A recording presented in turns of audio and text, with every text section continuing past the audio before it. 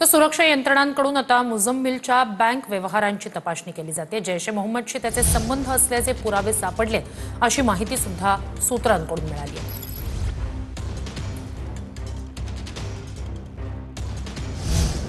तर घटनास्थळी ज्या ठिकाणी स्फोट झाला त्या ठिकाणी सीईडीयूचं पथक दाखल झालेलं आहे। काउंटर एक्सप्लोजिव्ह डिव्हाइस युनिटचं हे पथक ज्या ठिकाणी स्फोट झाला त्या परिसरात दाखल झालंय।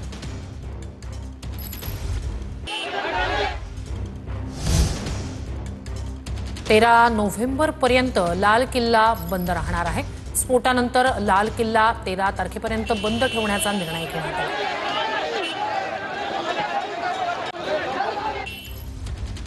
लाल किल्ल्याजवळच हा स्फोट झालेला होता। त्यानंतर आता 13 तारखेपर्यंत लाल किल्ला बंद ठेवण्याचा निर्णय घेण्यात आलेला आहे। हुंडाईची i20 कार स्फोटासाठी वापरली गेली। स्फोटासाठी वापरलेली कार हरियाणा पासिंग होती। दिल्लीतील मोहम्मद सलमान कारचा मूळ मालक। सलमाननं 1.5 वर्षापूर्वी ओखला भागात राहणाऱ्या देवेंद्रला गाडी विकली होती। त्यानंतर देवेंद्रनं हरियाणाच्या अंबालामध्ये राहणाऱ्या नदीम खानला गाडी विकली होती। नदीमनं i20 car Royal Car zone डीलरला विकली। पुलवामाच्या तारिकनं रॉयल कार झोनकडून i20 कार घेतली। तारिक मूळचा पुलवामाचा असून तो फरीदाबादमध्ये राहत होता। फरीदाबादमध्ये 2900 किलो स्फोटकं सापडलेला डॉक्टर मुझम्मिल शकीलही पुलवामाचाच। मुझम्मिल शकीलच्या अटकेनंतर तारिकनं घाबरून आत्मघातकी हल्ला केल्याचा संशय आहे। दरम्यान i20 गाडीचा जुना मालक मोहम्मद सलमानला पोलिसांनी ताब्यात घेतलंय। दिल्लीतील स्फोटानंतर केंद्रीय गृहमंत्री अमित शहा आज महत्त्वाची बैठक घेणार आहेत। दिल्ली पोलीस आयुक्त गुप्तचर विभागाचे प्रमुख या बैठकीला उपस्थित राहणार आहेत। अमित शहा सुरक्षा संस्थांच्या प्रमुखांशी संवाद साधून आढावा घेणार आहेत। अमित शहा सकाळी 11 वाजता ही बैठक घेणार आहेत।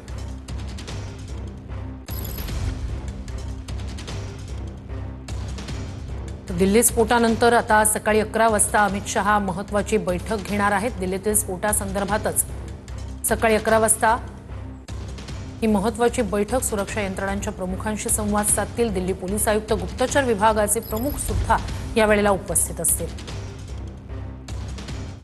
तर दिल्लीतील स्फोटानंतर तिघांना पुलवामा पोलिसांनी ताब्यात घेतलं। आमिर, तारिक आणि उमर अशा 3 व्यक्तींना पुलवामा पोलिसांनी ताब्यात घेतलंय। या तिघांचीही पुलवामा पोलिसांकडून चौकशी सुरू आहे।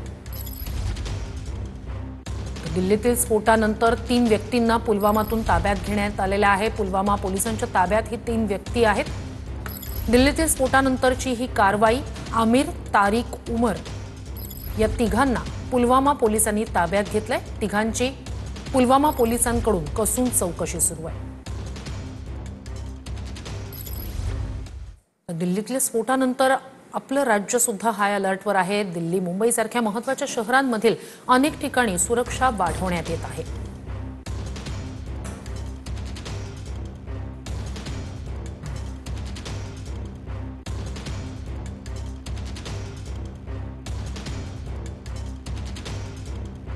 तर दिल्लीतील स्फोटानंतर देशभरात महत्त्वाच्या संवेदनशील ठिकाणांची सुरक्षा वाढवण्यात आलेली आहे।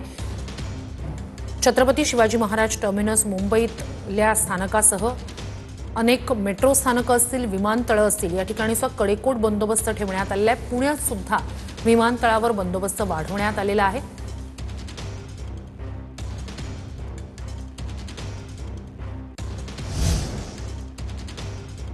तर घटनास्थळी सीईडीयूचं पथक आता दाखल झालंय।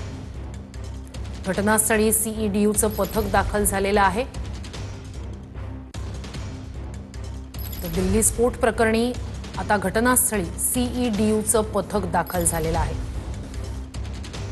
बिल्कुल सुमेर आता हूँ। काउंटर एक्सप्लोसिव डिवाइस यूनिट की टीम अभी अभी यहाँ पर, कुछ जवान अभी गए, कुछ वहाँ पहले से थे, और वो जो अंदर का जो इलाका है जहाँ पर ब्लास्ट हुआ वहीं पर पहुंचे हुए हैं। और उसके अलावा मैं आपको बताऊं, यहाँ पर अभी कुछ फॉरेंसिक जांच वाले लोग भी आए जो यहाँ उसके जस्ट बगल में जो लाल किले का इलाका है वहां गए। अगर मेरे कैमरा सहयोगी आपको दिखाएं तो वहां पर आपको दिख सकेंगे दिल्ली पुलिस के कुछ जवान अधिकारी इस वक्त लाल किले के परिसर के अंदर हैं, और अब वहां पर पूरी कोशिश की जा रही है कि किसी तरह से वहां पर अगर कोई ट्रेस मिल सके तो वहां से उसको ढूंढा जा सके। वहां पर आप दिखे कैमरे के पास, वहां पर कुछ अधिकारी आपको दिख रहे हैं, वहां पर जो सादे कपड़ों में आप दिख रहे हैं, दरअसल ये वो लोग हैं जिनको बुलाया गया है, स्पेशल एक्सपर्ट जिनको फॉरेंसिक के, जो यहाँ पर इन सब चीजों की जांच पड़ताल कर रहे हैं। यहाँ पर लग रहा है कि कोई बड़ा यहाँ पर अभी हमको अमला आते हुए दिख सकता है। CEDU की टीम अगर यहाँ पर पहुंची है तो साफ है, जो कि पुलिस और मिलिट्री दोनों के साथ कोऑर्डिनेशन मिलकर के एजेंसी जो काम करती है, तो वो साफ है कि यहाँ पर कहीं ना कहीं अब इस पूरे मामले को एक बड़े आतंकी हमले की नजर से न केवल देखा जा रहा है बल्कि उस दिशा में अब जांच भी शुरू हो गई है।